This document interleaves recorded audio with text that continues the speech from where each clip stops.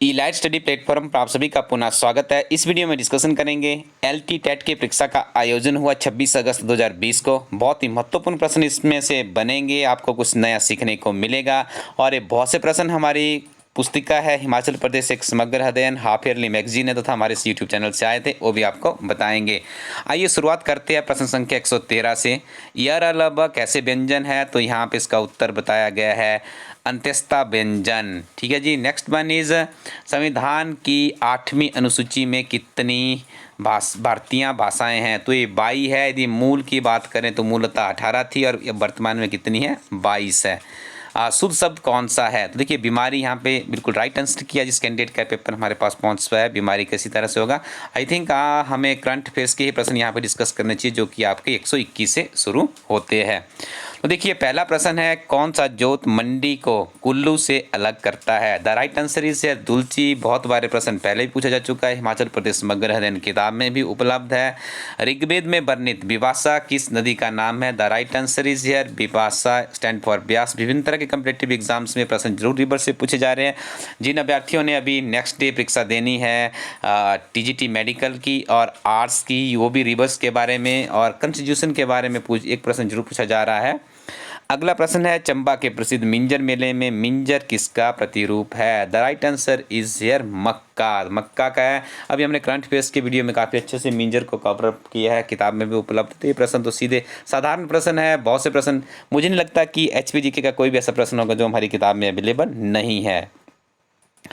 Next one is Rohtang pass दर्रा की ऊंचाई कितनी है। The right answer is here 3978 metres. Next one is Himachal Pradesh में लोकसभा निर्वाचन क्षेत्र कितनी है। 68 है। मैं अक्सर आपको बताता रहता हूँ जब भी इस चीज़ की बात करता हूँ कि 4 लोकसभा की है, 3 राज्यसभा के। टोटल सांसद हमारे 7 चुने जाते हैं।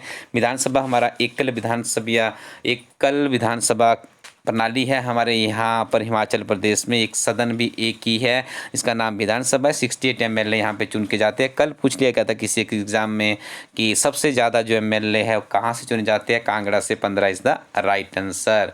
नेक्स्ट वन इज पत्थर का खेल। जब भी पत्थर के खेल की बात की जाए तो हलोग आपके दिमाग में आ जाता होगा। The right answer is Halog. Next one is Nako झील हिमाचल प्रदेश के किस जिला में है। Kinnaur is the right answer. बहुत बार हमने इस प्रश्न को भी डिस्कस किया हुआ है। हिमाचल प्रदेश में हॉकी का स्टेडियम कहाँ पर है। Silaru is the right answer. Next one is निम्नलिखित में से कौन सा शिव मंदिर है। देखिए मंडी का भूतनाथ भी शिव मंदिर है, बिजली महादेव भी शिव मंदिर है और कांगड़ा का भी शिव मंदिर। Right answer is here option number D is.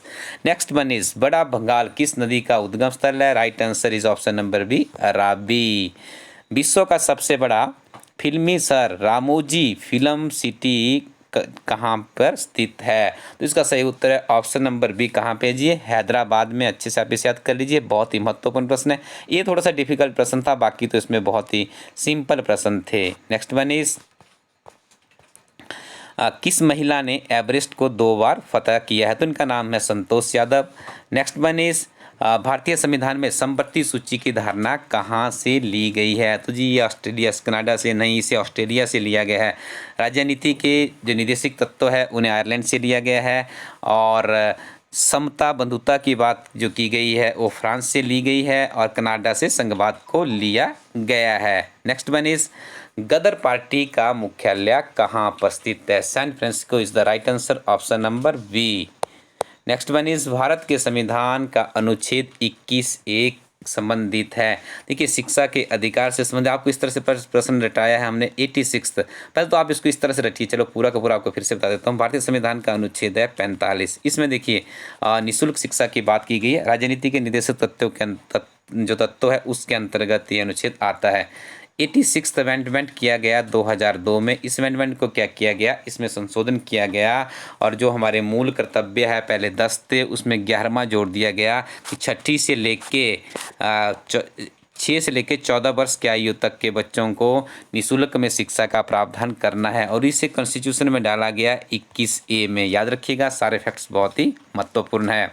Bharat में सन 1975 से 1977 के मध्य आपातकाल की घोषणा किस अनुच्छेद के अंतर्गत की गई, तो इसे कहते हैं जी राष्ट्रीय आपातकाल। आपको टिप्स भी दिया था कि आपने क्या करना है, 352 में जमा 4 करेंगे मतलब 356 और 360। 3 तरह की इमरजेंसी का प्रोविज़न है हमारे कंट्रीज़ में। राष्ट्रीय आपातकाल इसके अंतर्गत लगाया जाता है। राज्यों का संवैधानिक तंत्र फेल होने के कारण 356 को इम्पोज किया जाता है और वित्तीय स्थिति को गड़बड़ा जाने के कारण यहाँ पे 360 को इम्पोज किया जाता है। तो देखिए हमारे देश में जो ये 360 है कभी भी नहीं लगा है। और यहाँ पे बात करें इसकी तो राज्य से संबंधित है, तो right answer is here option number A. Sindhu घाटी सभ्यता के लोगों का कौन सी धातु या धातुएं प्रयोग में लाई गई थी? तो इसका सही उत्तर है ऑप्शन नंबर डी। देखिए लोहा तो वहाँ पे नहीं था, तो ये तो पहले आपका बार हो जाता है। ठीक है जी। तो देखिए तांबे की बात भी वहाँ पे कही गई है और कांस्य धातु की बात भी कही गई है और बेसिकली इसे कांस्य युगीन सभ्यता भी माना जाता है। तो आप यहाँ से भी इस प्रश्न का उत्तर छांट सकते थे। किस बरस सती प्रथा का अंत हुआ? सिंपल प्रश्न है, option number A is the right answer 1829। उस्ताद अब्दुल रशीद खान निम्नलिखित में से किससे संबंधित है? तो इनका संबंध है जी शास्त्रीय गायन से, क्लासिकल सिंगिंग से। भगत सिंह राजगुरु और सुखदेव को 1931 में किस दिन फांसी दी गई थी? 23 मार्च को इन्हें फांसी दी गई थी। ये प्रश्न भी हमने बहुत, वैसा कोई भी प्रश्न मुझे नहीं लग रहा जो हमने यूट्यूब के ऊपर नहीं पढ़ा हो या हमारी किताब में उपलब्ध नहीं हो। महाभारत में पांडवों के लिए इंद्रप्रस्थ में किसने महल का निर्माण किया था? देखिए जहाँ तक मुझे प्रश्न याद है तो मैं इसका उत्तर सी के पक्ष में जाऊंगा। यदि कुछ अमेंडमेंट होगा तो कमेंट सेक्शन में बता दीजिएगा। ब्रिटिश साम्राज्य में दास व्यापार का उन्मूलन किस बरस हुआ? देखिए बहुत ही महत्वपूर्ण प्रश्न है। तो देखिए ऑप्शनों को पढ़िए और बताइए इसका सही उत्तर क्या है। तो इसका राइट आंसर है आप यहाँ पे है 1807।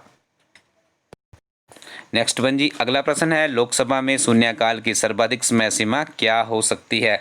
तो 1 घंटा इसकी समय सीमा रखी जाती है और ऐसा कहा जाता है कि ऐसा समय काल होता है जहाँ पे सब बोल सकते हैं, सुनता कोई भी नहीं है। ये भी इसके बारे में कहा जाता है। एक परीक्षा में प्रश्न भी पूछा गया था। तो देखिए महावीर भगवान महावीर का जन्म कब हुआ था? द राइट आंसर इज 599 ईस्वी पूर्व में हुआ था। Next one is Chandragupta Maurya का पुत्र कौन था?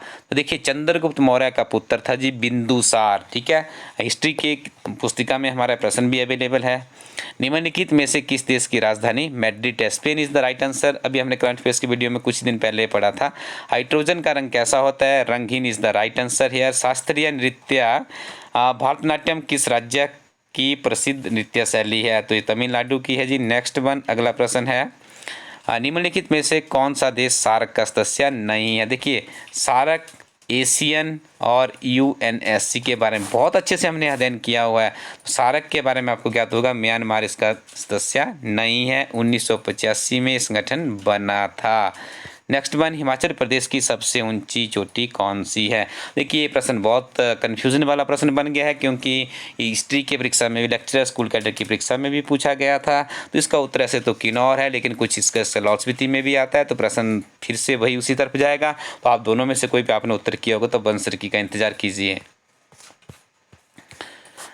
तो स्टैंड से थे 150 प्रश्न और आपने देखा किस तरह से प्रश्न, बहुत से प्रश्न हमारे इस किताब से संबंधित। इस किताब का नाम है हिमाचल प्रदेश एक समग्र अध्ययन। आप भी इस किताब को परचेज कीजिए हमारी वेबसाइट illastudy.in से। बहुत ही महत्वपूर्ण किताब है। और इसके अलावा आपको यहाँ पर देखिए नवीनतम हमारी महात्मा गांधी की किताब भी लॉन्च हो चुकी है। बहुत ही महत्वपूर्ण अध्ययन समग्र इस किताब में है।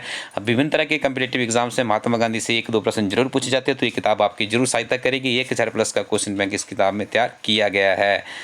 ये हमारी वो पत्रिका है जिसमें आपको हिमाचल प्रदेश गिरिराज समाचार पत्र का सारांश, राष्ट्रीय अंतर्राष्ट्रीय करंट अफेयर से बहुत ही महत्वपूर्ण जानकारियाँ उपलब्ध करवाई गई है। इस पत्रिका को भी आप हमारी वेबसाइट illastudy.in से अपने घर बैठे प्राप्त कर सकते हैं। नवीनतम क्लर्क परीक्षा की किताब लॉन्च हो चुकी है। 1850+ का क्वेश्चन बैंक इस किताब में है। किताबों को परचेज करने के लिए illastudy.in को विजिट कीजिए। Thank you very much. Keep watching Illastudy YouTube channel.